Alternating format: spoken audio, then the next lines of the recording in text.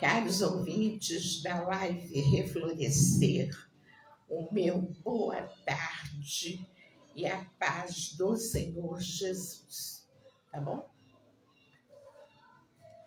E a paz do Senhor Jesus. Vou tirar isso aqui que está quente.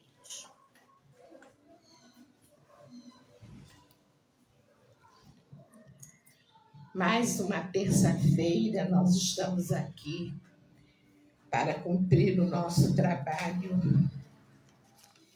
em homenagem à Trindade Santa, ao Deus Pai Jeová, ao Deus Filho Jesus e ao Deus Espírito Santo, ao Shaddai de Deus maravilhoso, que geme por nós, traduzindo as nossas orações com gemidos inexprimíveis.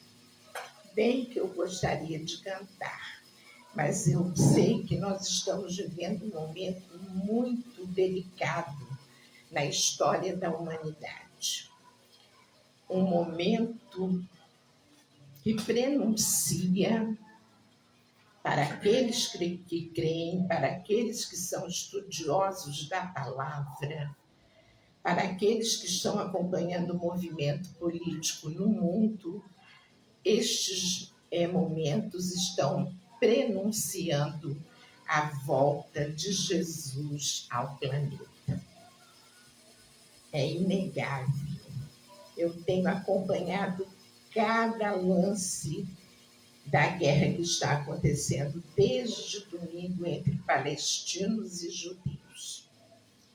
E uma das coisas que foi dita pelos estudiosos, pelos historiadores, é que a volta de Jesus por ele mesmo disse que quando nós víssemos muitos sinais de terremotos, maremotos, vulcões, furacões e guerras entre os países, isso seria prenúncio da sua volta.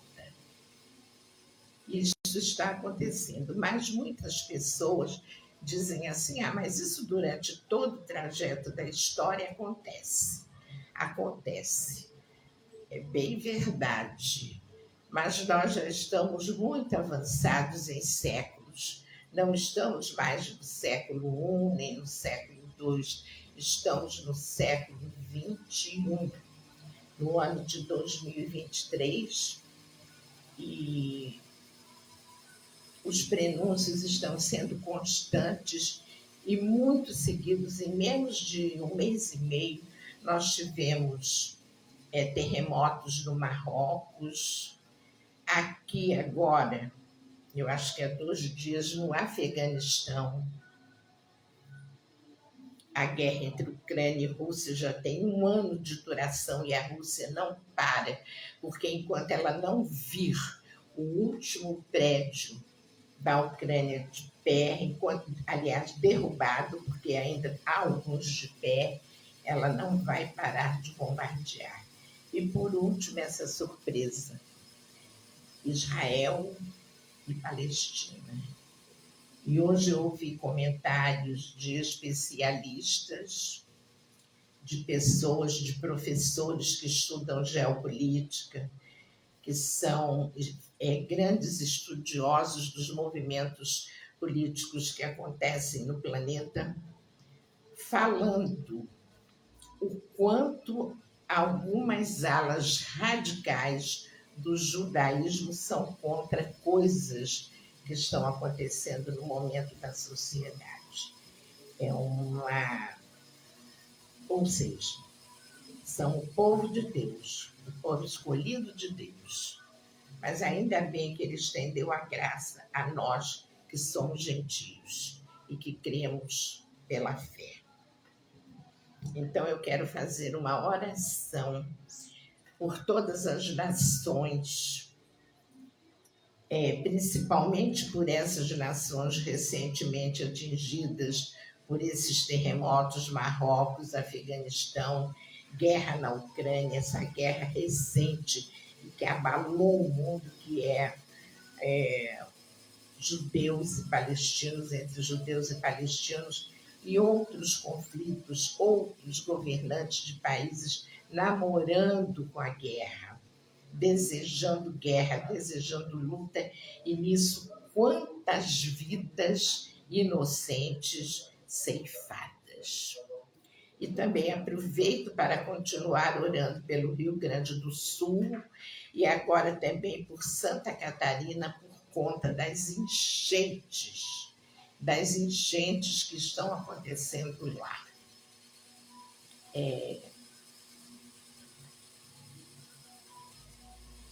Apesar de no Rio Grande do Sul, eu acho que já vai mais de 2 meses, esses pequenos mini ciclones que estão acontecendo lá, trazendo chuva de granizo, muita água, rios transbordando, casas desabando, um caos. As chuvas continuam, com menos intensidade, mas continuam. Então, Deus vivo, por meio de Jesus, o Filho, nosso advogado, junto à porta da graça, e por meio do teu Espírito Santo, do teu Shaddai, de Deus maravilhoso, daquele que geme por nós, traduzindo as nossas orações com gemidos inexprimíveis, e Jesus advogando as causas à direita do Pai, eu te peço que tu tenhas misericórdia deste planeta. Tem misericórdia, Senhor, misericórdia.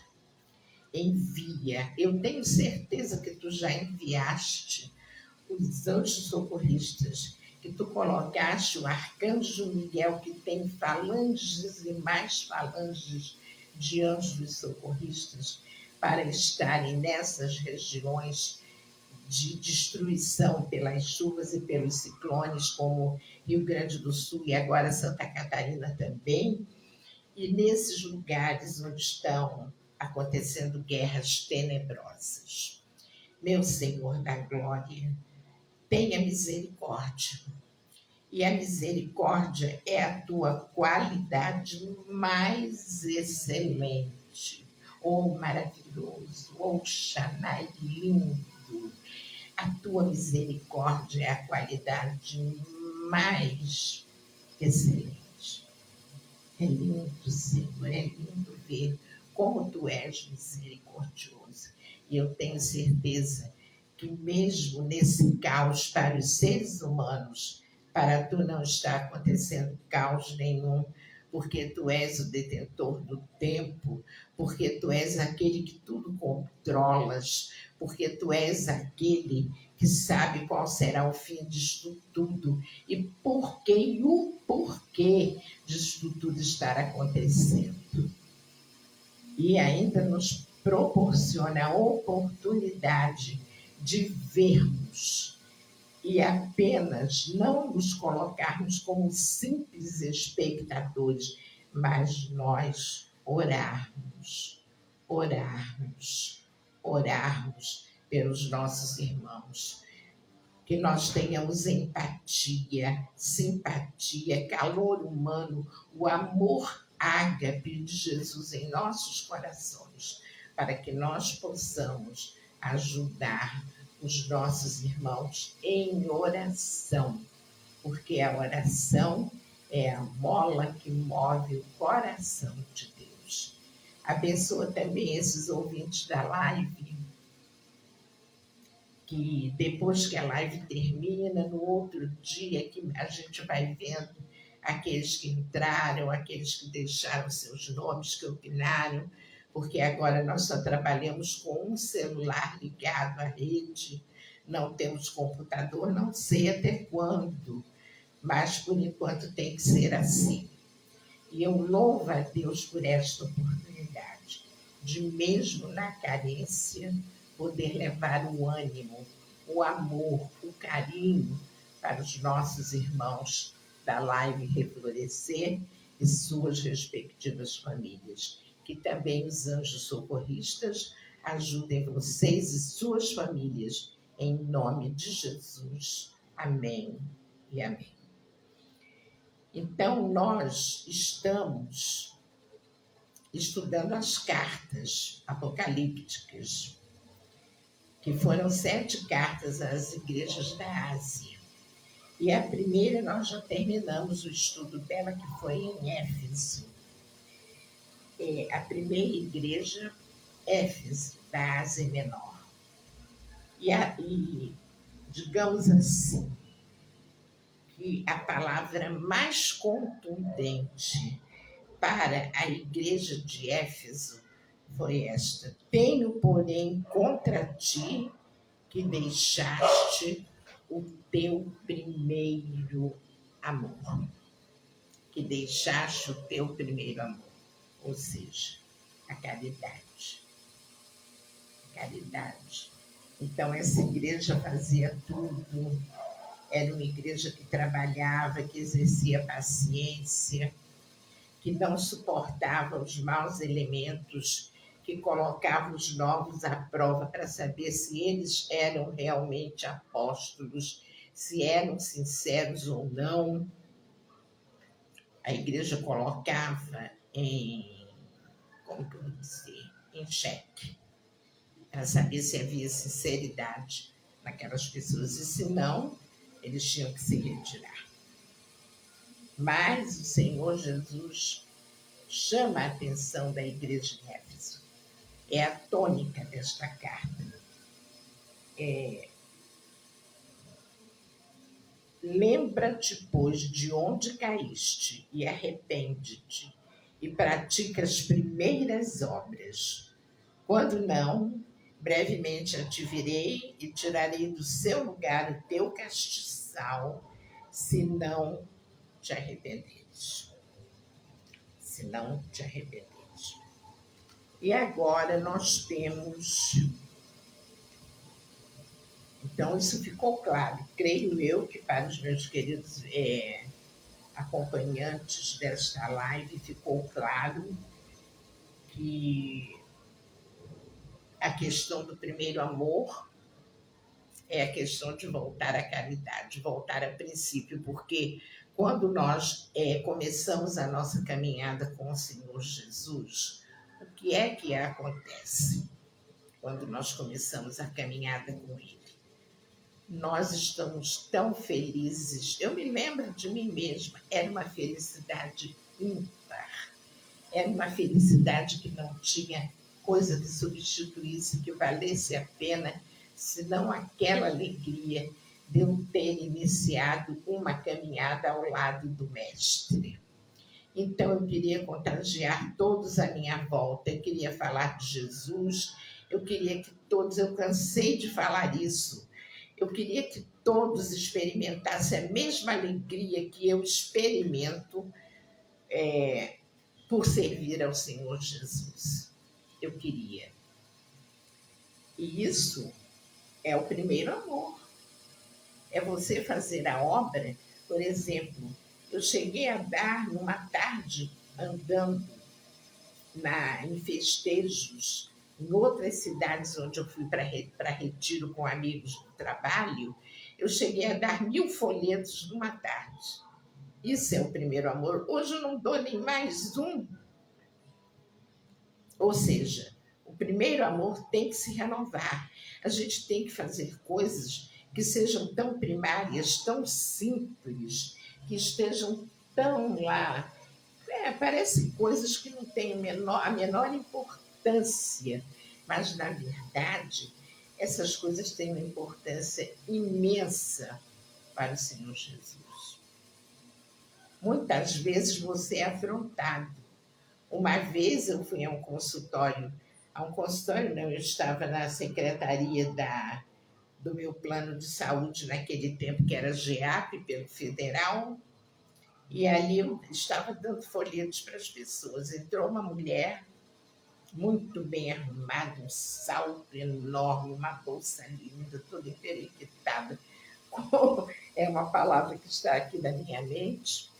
Então, essa mulher, eu fui para ela e dei um folheto. Senhora, aqui um folheto. Ela pegou o folheto, ela poderia ter dito, não, eu não quero folheto. eu agradeceria, mas eu, naquele entusiasmo do primeiro amor, aqui um folheto, ela pegou o folheto, olhou, amassou e jogou nos meus pés. Quer dizer, e eu agradeci. Sofri aquela grosseria por amor a Jesus. Ainda agradeci, ainda dei um sorriso. Mas com o passar do tempo, a gente vai esquecendo realmente o primeiro amor. Então, o Senhor Jesus, ele sabe perfeitamente do que nós precisamos para permanecermos na presença dele, fiéis, seguros na rocha.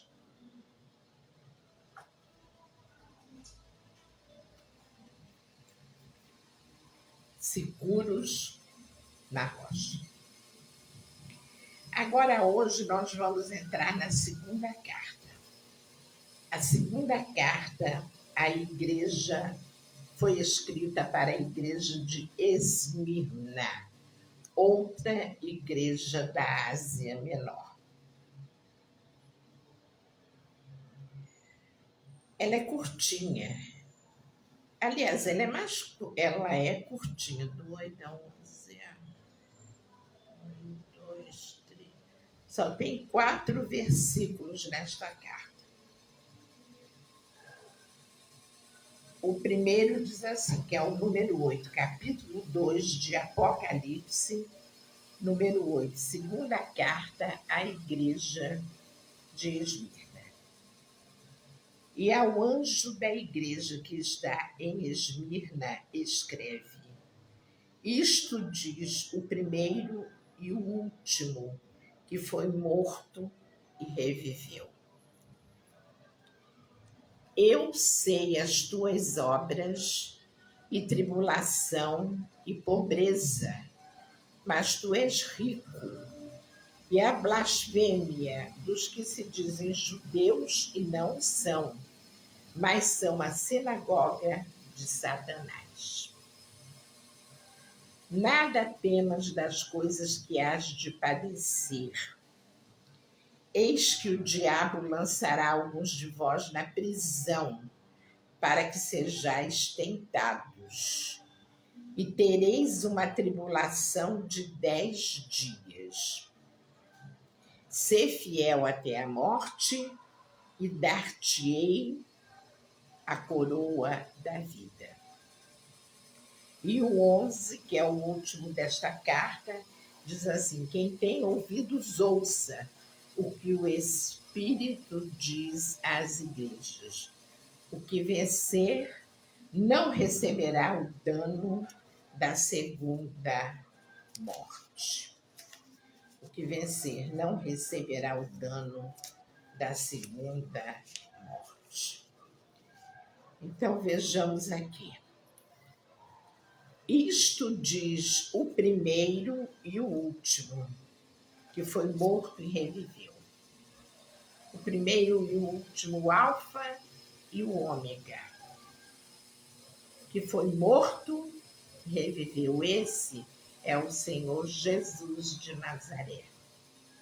O alfa e o ômega.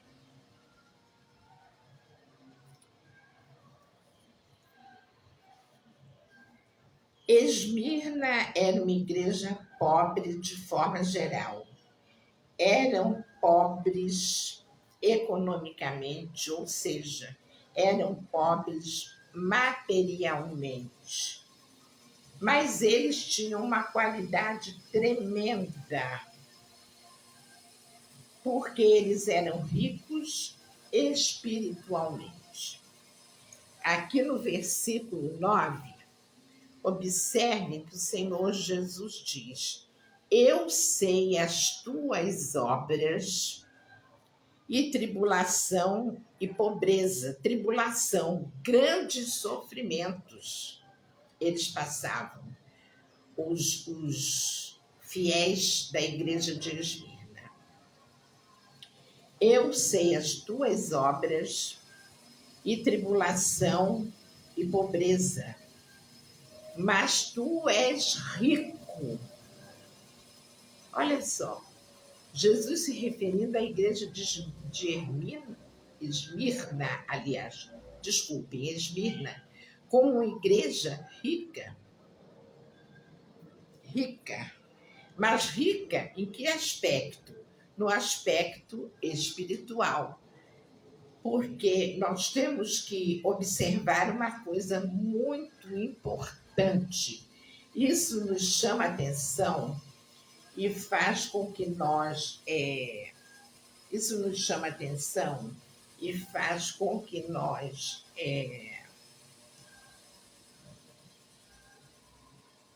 pensemos nisto. Muitas vezes a questão da pobreza, a questão da falta de recursos, a questão da pobreza, a questão da falta de recursos, da fome, da nudez e de tantas outras coisas que a pobreza acarreta, ela faz com que as pessoas que têm fé, que confiam num Deus vivo que cuida delas, que elas se refugiem, encontrem na oração, no contato com Deus através da oração, um refúgio para as suas lutas e para os seus sofrimentos. É assim. Quanto mais pobre, mais a gente se refugia. Eu, por exemplo, fui uma garota muito pobre. Nós vivemos em meio de muita pobreza. Mas o Senhor Deus me deu a chance, uma coisa linda. Deus trabalhando na minha vida desde os 11 anos de idade. Quer dizer, trabalhou antes. É lógico que trabalhou antes, desde o meu nascimento. Mas as coisas começaram a pipocar melhor para mim após os 11 anos, quando eu consegui uma bolsa de estudos num colégio de freiras lá de Presidente Prudente, onde eu passei minha infância e uma partezinha da minha juventude, Colégio Cristo Rei das Irmãs Beneditinas. E ali eu fui ao colégio para conseguir uma bolsa, consegui trabalhando. Elas me deram uma bolsa de 1 ano para eu fazer admissão ao ginásio. Eram 4 matérias: História, Geografia, Português e Matemática. Eu trabalhei o ano inteiro com as irmãs. Eu trabalhava na secretaria quando era época de matrículas. Eu datilografava, eu preenchia papéis com a mão, porque não tinha nada dessa história de computador, disso, daquilo. Era tudo bem primitivo mesmo, as datilografia. Eu já estava começando a aprender com 2 dedos, mas eu batia, ela saía tudo direitinho. E eu sei que, para encurtar a história, eu varria a secretaria, tirava pó da biblioteca, consertava livros que estavam rasgados, que perdiam aquela lombada. Eu arrumava tudo, eu sabia mexer na biblioteca de cabo a rabo. Então, o que aconteceu? Trabalhando e estudando. No fim do ano, eu fiz as 4 provas. Eu tirei 100 em cada uma valia 100. 100 em português, 100 em matemática, 100 em história e 100 em geografia. Média, 100. Ganhei uma bolsa para o ginásio inteirinho, que naquele tempo o meu era ginásio, né? Era primeira série ginasial, segunda, terceira e quarta. Eu ganhei a bolsa e era um colégio caríssimo, porque era um colégio de irmãs muito chique. Eu transitei no meio de garotas ricas, filhas de fazendeiro, ou seja, Deus me premiou com uma bela formação. Deus me premiou. Isso para mim foi uma bênção. Por isto é que nós temos que aproveitar as oportunidades quando Deus nos coloca em determinados lugares. Ele sabe o porquê de nos colocar. Por que eu? Porque Ele me amou. Por que você está na Faetec, Colégio de Excelência? Porque Deus te amou. Por isso que você está lá. Certo? Ou não? Então, é isso.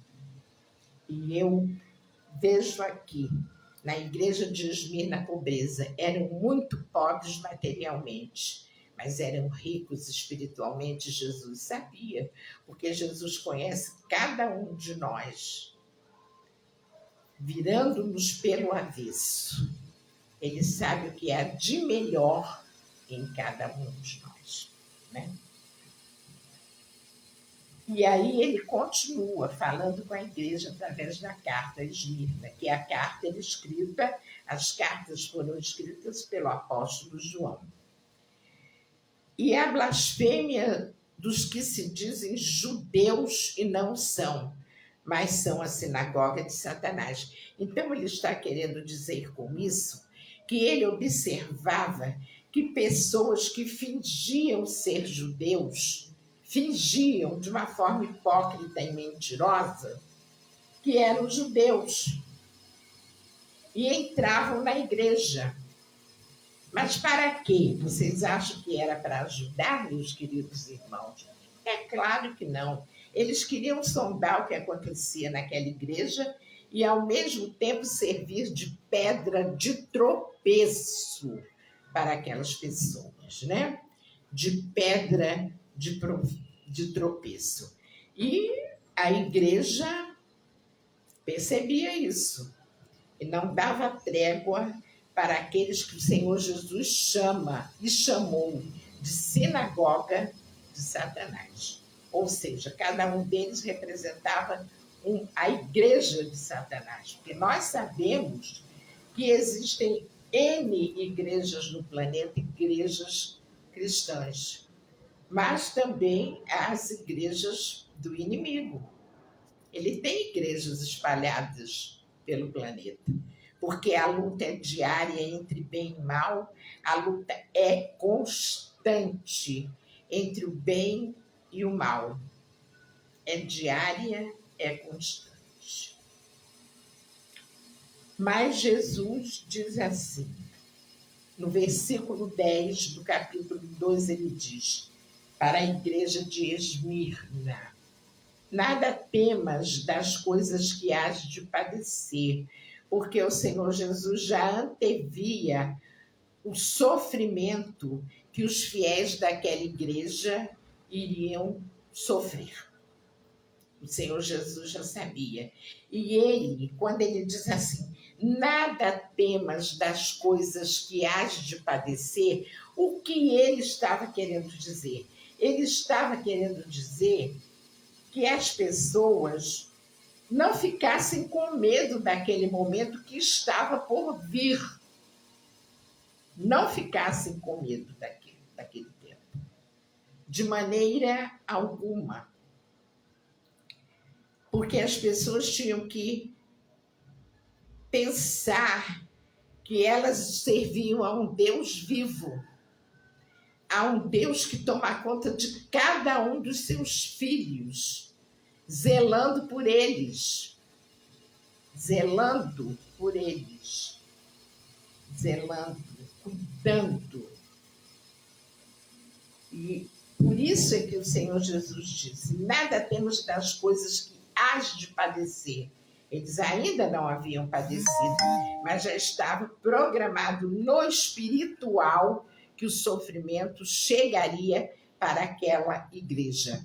Como o sofrimento chega para qualquer um de nós, ou para quaisquer uns de nós, a qualquer momento, sem que nós esperemos, sem que nós estejamos preparados para aquilo.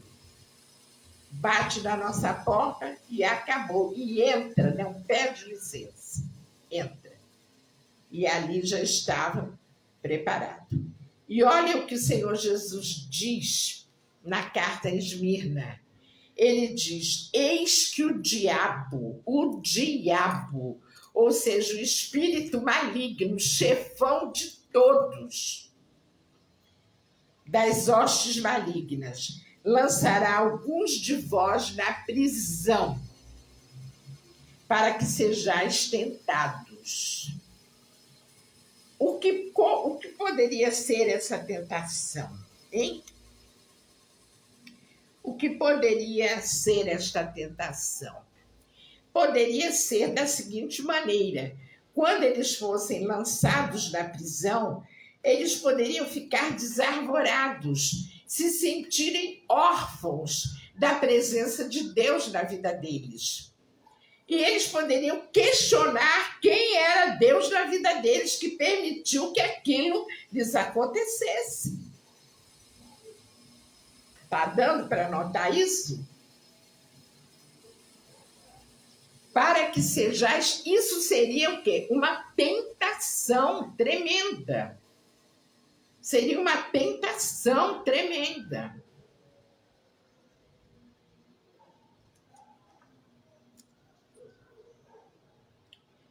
Então, meus queridos amigos, a gente tem que dar ênfase a essas cartas que foram escritas, nossa, há séculos e séculos atrás.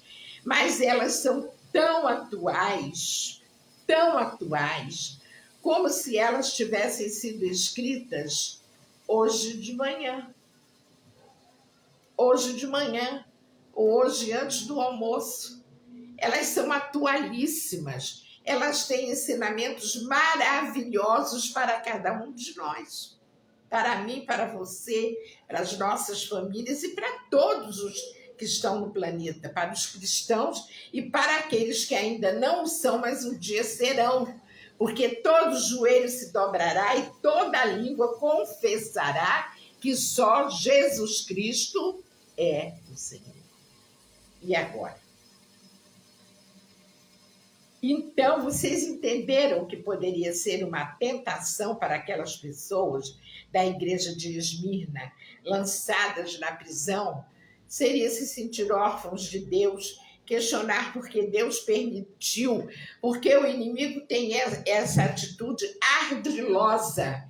Ele é muito perspicaz, ele é muito ardiloso de lançar dúvidas no coração e na mente dos cristãos, para que nós duvidemos do agir de Deus nas nossas vidas. Nas nossas vidas. É uma coisa mesmo muito impressionante. Isso seria uma tentação. E tereis uma tribulação de 10 dias. Jesus dizendo, ou seja, essa tribulação de 10 dias, após isso, se eles resistissem a toda sorte de constrangimentos, a toda sorte de torturas físicas e psicológicas, eles teriam do Senhor Jesus, como tiveram uma promessa maravilhosa. E esta promessa foi só para os fiéis de Esmirna? Não. Foi para todos aqueles que receberam as cartas. E essa promessa se estende a nós, gentios. Quando ele diz, ser fiel até a morte e dar-te-ei a coroa da vida. O que significa ser fiel a Jesus? Oh, meus queridos irmãos, meus amados, que eu amo tanto vocês. Amo mesmo. Amo. Eu digo para vocês o seguinte, que o ser fiel até a morte é você não balançar, não se deixar quebrar pelo vento. Por exemplo, a palmeira é uma árvore que ela se inclina na pior ventania, ela se inclina, vai lá embaixo. E depois ela se ergue de novo e fica de pé. O jequitibá é uma árvore possante, é uma árvore altaneira. Altaneira quer dizer, ela tem um porte belíssimo, o jequitibá. tem aquele porte maravilhoso, coisa linda, o Jequitibá. E eles não se curvam. Então, é nós não nos curvarmos às dificuldades que se nos apresentam. Entendeu? Porque nós estamos numa época em que é aplicada aqueles versículos que diz: quem está sujo, suje-se mais. O próprio Jesus fala isso. Quem está sujo, suje-se mais. Mas quem está limpo, cuide para que permaneça limpo cada dia mais e para que não caia em tentação. Porque a tentação, dependendo do tipo, aliás, todas elas sejam tentações de todo tipo, existem tentações, elas podem dar prazer momentâneo, mas depois que passam aquelas horas de prazer, quanto sofrimento vem, quanta dor no coração, porque eu fiz isso. Se eu tenho um Deus que me tirou de um charco de lodo e me trouxe para a luz e tem cuidado de mim, tem cuidado da minha parentela, da minha descendência, por que então eu vou cometer essa traição com um Deus que é fiel e que tem uma única palavra? Sim, sim, ou não, não. Acabou.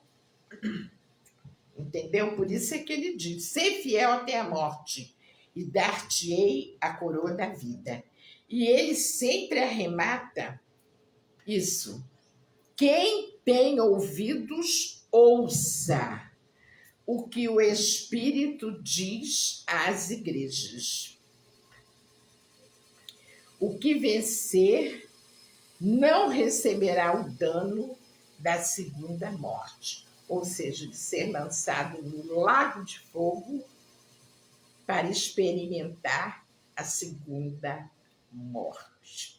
Vai ter só a primeira. Isso é uma coisa maravilhosa. Então, observem bem. Essa igreja, a primeira igreja de Éfeso, ela teve, na carta que lhe foi enviada, a primeira carta, que é de Éfeso, voltando um pouco aqui em Éfeso, nós podemos dizer o seguinte, que ela teve, da parte de Jesus, teve elogios. Jesus não estava completamente triste com a igreja de Éfeso, não. Ele elogiou essa igreja. Quando ele diz: eu sei as tuas obras, no versículo 2, capítulo 2. Eu sei as tuas obras e o teu trabalho, e a tua paciência, que não pode sofrer os maus. Sofrer significa suportar os maus. E puseste à prova os que dizem ser apóstolos e o não são, e tu os achaste mentirosos. E sofreste, tens paciência, e trabalhaste pelo meu nome, não te cansaste. Então, até aqui, do versículo 2 ao versículo 3, são elogios para a igreja de Éfeso, ou seja, para os fiéis daquela igreja. São elogios. Mas no 4º versículo, o Senhor entra de sola com uma chamada de atenção àqueles fiéis. Tenho, porém, contra ti que deixaste o teu primeiro amor. E eu já expliquei aqui hoje o que quer dizer o primeiro amor. Lembra-te, pois, de onde caíste. Lembra-te, pois, de onde caíste e arrepende-te. E pratica as primeiras obras. Está vendo? As primeiras obras, como o primeiro amor se refere às primeiras obras, aquele entusiasmo que nós temos quando aceitamos Jesus. é um entusiasmo, é uma alegria, é uma vontade de contagiar a todos. A todos. Você quer que todo mundo tenha aquela alegria que você está sentindo, não é mesmo? É isso. Coisa linda. E isso estava faltando nesta igreja de Éfeso. Eles já não eram mais assim. Eles faziam as obras, mas de uma forma mecânica. Sabe quando é você fazer uma coisa porque você tem obrigação, mas não por essa obrigação conjugada a um entusiasmo? Porque você sabe, eu sei que fazer algo que a gente ame para Deus, para a Trindade Santa, é conjugar a obrigação, mas ao mesmo tempo com um entusiasmo dentro de você. Você faz porque você ama, você faz porque você está disponível e quer servir. Quer servir. É isso. Mas chega uma hora que as pessoas vão se cansando daquilo e estão fazendo de forma mecânica. Já não tem mais aquele ardor, aquele amor, o primeiro amor, o entusiasmo de fazer a obra. E tem uns que não fazem obra nenhuma. A verdade é essa.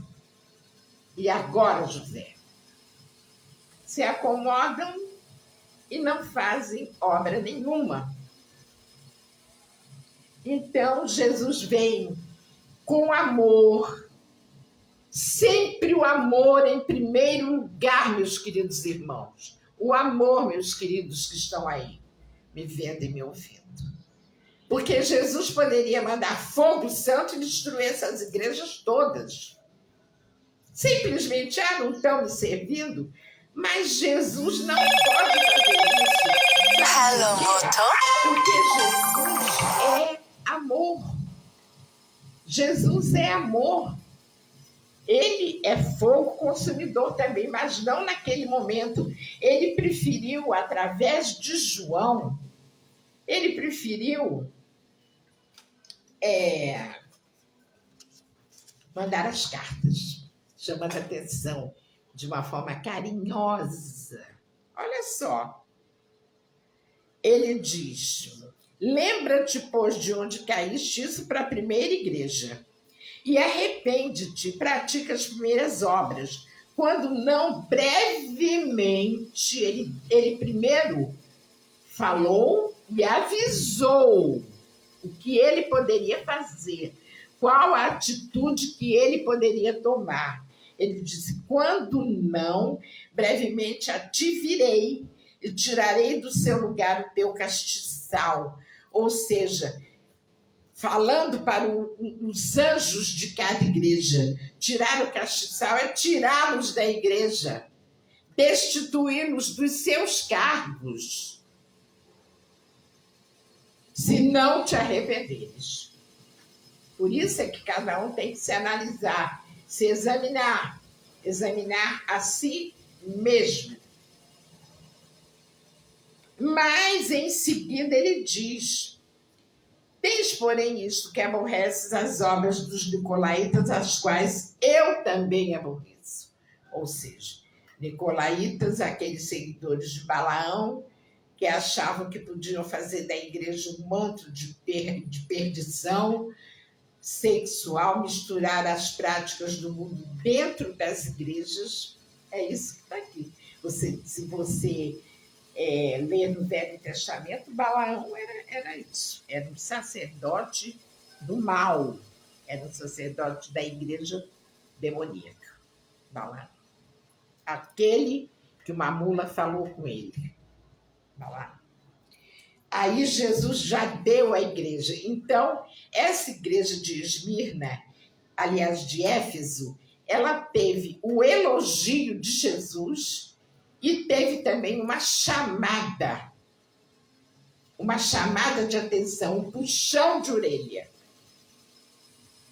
E Jesus avisou: se não houver mudanças, virei contra ti e tirarei o teu castiçal. Ou seja, o anjo da igreja iria ser destituído. Destituído, porque é assim que Jesus faz. Agora, quanto à igreja de Esmirna, que foi a segunda carta que nós lemos hoje, segunda carta à igreja de Esmirna. Isto diz o primeiro e o último, que foi morto e reviveu. Jesus, que é o alfa e o ômega. Alfa, a primeira letra do alfabeto grego, ômega, a última letra do alfabeto grego. Eu posso vir para cá de alguma maneira, mas eu saio diferente sempre. Jamais. Tem um mistério que Deus me manda obedecer. E eu obedeço. Quando eu saio daqui, eu saio outra pessoa. Terça-feira passada eu vim aqui, mas eu saí daqui tão feliz. Parecia que eu estava pisando nas nuvens. Pode crer. Cheguei em casa numa alegria e continuei feliz. Fiz meu lanche, depois vi meu jornal da noite, depois vou ver minhas novelas bíblicas, Reis. Agora é a história de Salomão. Aí eu vou assistir, deitada no meu sofá, toda agasalhadinha. E ali, às vezes, até o Adair fala comigo, eu nem escuto o que ele fala, ele teria que falar 2, 3 vezes, que eu estou tão empolgada com aquilo que eu estou assistindo, que eu nem vejo nada. E aqui vocês viram que a igreja de Esmirna, ela não recebeu puxão de orelha. Ela só recebeu elogios. Diferente da primeira, que recebeu elogios, mas puxão de orelha. Esmirna não. Ele disse: sei as tuas obras, tribulação, pobreza, mas vocês são ricos espiritualmente. E eles recebiam ainda os insultos dos judeus, que não eram judeus na verdade, mas eram a igreja, representantes da igreja de Satanás. E aí o Senhor Jesus dá uma injeção de ânimo naquela igreja de Esmirna. Nada temas das coisas que hás de padecer. Eis que o diabo lançará alguns de vós na prisão, para que sejais tentados, e tereis uma tribulação de 10 dias. Ser fiel até a morte, e dar-te-ei a coroa da vida. Então, nós vamos vendo de estudo a estudo. Na próxima terça é Pérgamo. E se der, talvez não dê tempo não, porque essas cartas, a de Pérgamo é curta, mas a de Tiatira, que é a quarta, é meio longa. Mas se der, eu falarei das duas ao mesmo tempo. E por hoje é isso. Releiam Apocalipse 2, vão lendo as cartas, vocês vão aprendendo coisas maravilhosas. Eu sei, mas eu vou falar algumas coisas. Olha só, eu terminei aqui agora, porque nós ainda temos 10 minutinhos, porque nós estamos no mês de outubro, que é onde se comemora o Outubro Rosa. O Outubro Rosa, nós sabemos que é um movimento que alerta as mulheres brasileiras a respeito do câncer. A respeito do câncer. Então, eu trabalhei 8 anos como voluntária no Hospital do Câncer de Vila Isabel, ali onde tinha o Jardim Zoológico, que é o antigo Hospital das Pioneiras. E logo ao lado do Hospital INCA 3, que foi o que eu trabalhei, tem o INCA 4. O INCA 3 recebia como recebe pacientes cancerosos em tratamento, mas que têm esperança de se curarem, de sair dali com seus próprios pés. Mas o INCA 4 é o hospital para onde vão os doentes em fase terminal. E eu trabalhei ali durante 8 anos. E, meus queridos, como eu amava trabalhar ali. Eu amava. Eu só saí dali, a primeira vez eu saí, depois voltei para ajudar minha filha quando o Heitorzinho nasceu. A minha filha Luciana, quando o Heitorzinho nasceu. Ela precisou muito de mim, porque a Júlia ainda tinha 1 ano e pouco, eu acho que era 1 ano e pouco, e era muita luta para ela, então eu quase que fiquei morando na casa da Luciana para ajudá-la com as 2 crianças. Eu me lembro como eu passava as fraldas, era muita fralda, muita roupinha para passar, e eu passava muita roupinha deles, né? Ajudei muito minha filha. Depois, quando eles cresceram mais, eu voltei, continuei minha obra no INCA Voluntário, foi um período maravilhoso da minha vida. Eu amei demais trabalhar no INCA, amei, eu trabalhava na recepção, eu ficava esperando as ambulâncias de todo o Rio de Janeiro chegarem. Vinha ambulância de Maricá, de Bom Jesus de Tabapuana, vinha ambulância de Cordeiro, de Friburgo, Teresópolis, Petrópolis, do Rio de Janeiro inteiro, trazendo pacientes para fazer quimioterapia, para consulta, e eu é quem recepcionava, recebia na ambulância. No meu dia, né? No meu dia que eu trabalhava todas as quartas, de 8 a 1 da tarde. Não, de 8 a 1 não. De 8 a 1, depois eu passei de 1 às 4 da tarde. E foi um período maravilhoso. Então, o que eu quero avisar é que eu contactei minha filha Laura, minha filha mais velha, que ela está saindo de um câncer no seio. E ela tem uma larga experiência com a doença, porque ela pesquisou muito. Ela, quando soube que estava doente, ela foi atrás de conhecimento, não apenas através dos médicos que a atenderam aonde ela ia, mas ela também foi através de pesquisas, foi para a internet, foi pesquisar, quis saber mais profundamente qual tipo de doença que a acometera. E hoje, quase 5 anos depois, quase, eu acho que está com 4 anos, eu não tenho certeza, mas ela vai dizer, porque eu a convidei para no dia, eu a convidei, fiz um convite a ela pelo Zap, para que ela venha dar uma palestra aqui sobre o Outubro Rosa, sobre o câncer de mama, e eu acho até que ela vai enfatizar, porque eu vou pedir isso a ela, que enfatize bem o que aconteceu com ela, porque as experiências elas são de grande valia para as pessoas, quando você conta experiências próprias, não é verdade? Então, mas ela adorou, porque quando eu estava na outra rádio, ela foi 2 vezes lá. Ela foi, aqui no Morro. Ela, minha neta Heloísa, veio também um dia junto, mas eu a convidei agora, estou aqui, convidei para ela vir. E ela ficou maravilhada, ela adora.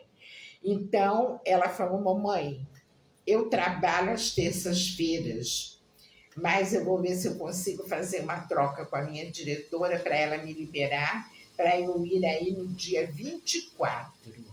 Então, neste dia, eu não aparecerei aqui na tela. Quem vai aparecer é ela, homenageando o Outubro Rosa e falando sobre o câncer de mama e sobre as experiências que ela tem. Então, eu acho que é uma coisa muito boa, né? E ela é uma pessoa bastante culta, eu adoro falar da cultura dos meus filhos, ela é uma psicopedagoga, então ela tem um material muito bom para orientar vocês. Então, eu digo para vocês que mulheres que me acompanham não, acompanham a live, porque vocês, na verdade, acompanham Jesus. A mim não, eu não tenho nada para oferecer. Eu sou uma aprendiz, mas faço isso com muito amor e carinho. Então, falem para outras mulheres que no dia 24 vai haver uma palestra na live Reflorescer sobre essa questão do câncer, tá? E eu agradeço a oportunidade, agradeço em primeiro lugar a Deus Pai, ao Deus Filho e ao Deus Espírito Santo, e agradeço a todos vocês, ao Breno, que está sempre pronto a me ajudar com muita educação, muita sensibilidade. Agradeço muito e obrigada a vocês, todos. Muito obrigada mesmo. Que vocês tenham um restante de semana muito feliz, um feriado abençoadíssimo. Um feriado abençoadíssimo. Em nome de Jesus. Amém, amém e amém.